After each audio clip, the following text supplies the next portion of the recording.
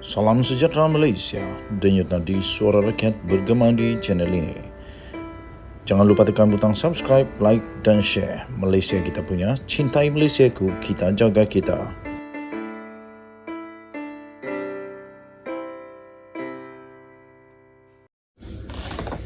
Salam sejahtera Malaysia, selamat pagi tuan-tuan dan puan yang dihormati sekalian. Denyut nadi suara rakyat bergema di channel ini.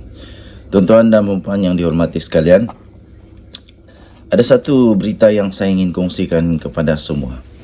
Perkara ini sangat penting dan perlu diketahui oleh seluruh rakyat.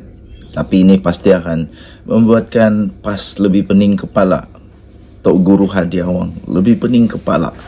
Dan ramai lagi yang akan jadi pening kepala.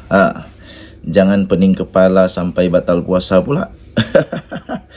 Okey, selamat menyambut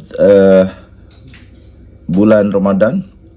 Dan tidak lama lagi, mungkin dalam beberapa puluh hari, 23 hari bulan, tapi tak lama lagi akan Syawal. Selamat menyambut bulan Syawal kepada semua yang menyambut hari raya. Okey, MP PAS boleh didakwa menghasut berhubung soalan provokatif. Apa provokatif ni?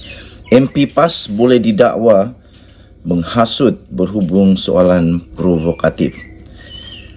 Sambil menyatakan bahawa tiada kebebasan bersuara mutlak di Parlimen, pemimpin DAP P. Ramasamy berkata, ahli Parlimen PAS Ismail Abdul Muttalib boleh didakwa di bawah akta hasutan berhubung soalan provokatifnya di Dewan Rakyat baru-baru ini.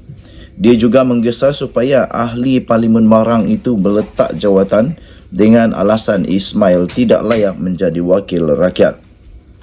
Pada nota yang sama, Timbalan Ketua Menteri dua Pulau Pinang itu meragui jika kepimpinan PAS atau Perikatan Nasional akan mengambil tindakan terhadap Ismail. Katanya, kadang-kadang saya tertanya-tanya sama ada terdapat perbezaan di antara beberapa wakil rakyat kita dan bekas penyokong tegar sistem apartheid di Afrika Selatan.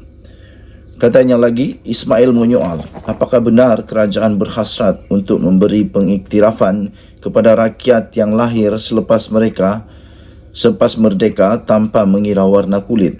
Mengapa kampung baru Cina masih dikekalkan meskipun masih wujud komunisme di tempat tersebut? Dan jika kerajaan negeri DAP di Pulau Pinang mendesak supaya laungan azan di negeri itu diharamkan?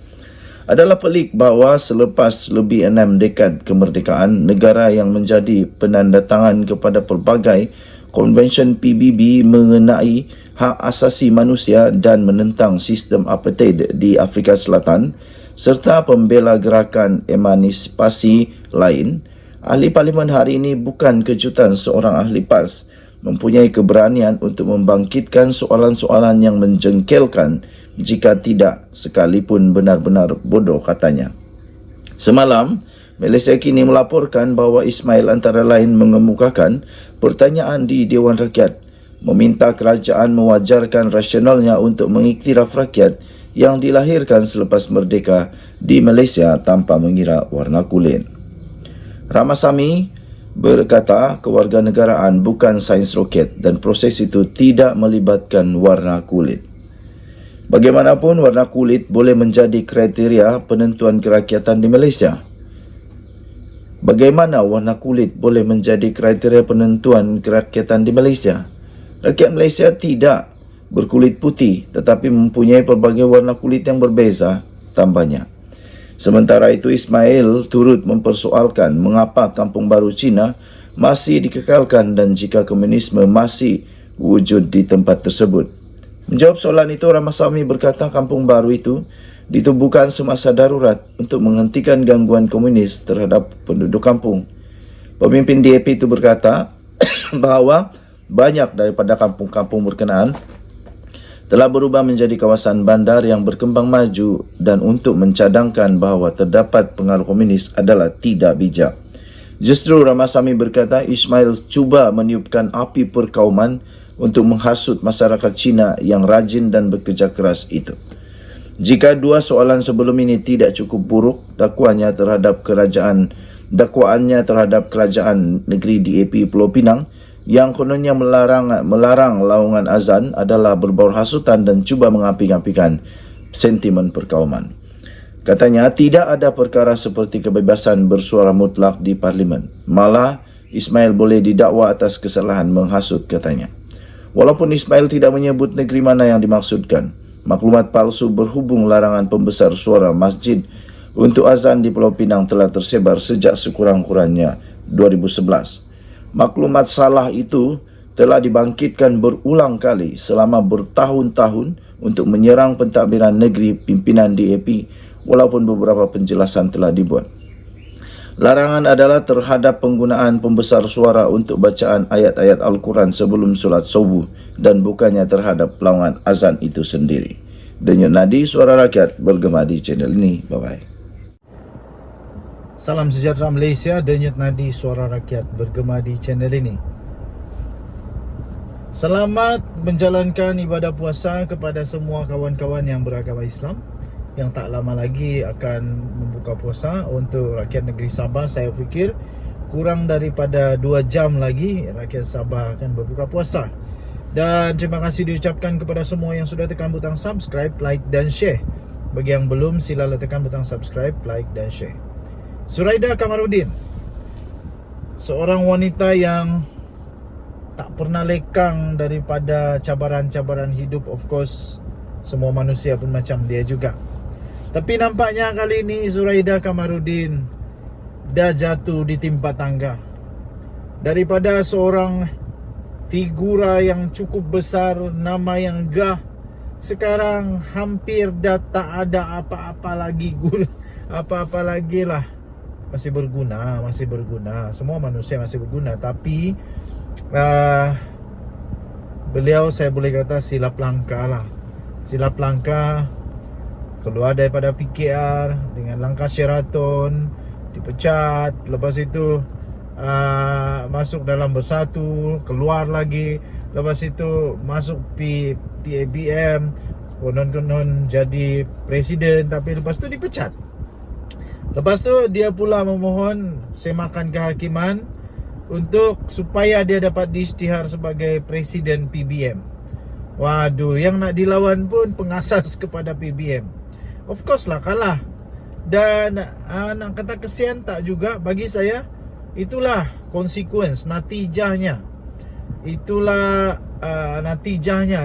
consequence, itulah akibat daripada perbuatan orang selalu kata khianat, tapi saya tak kata khianat lah, orang yang kata khianat.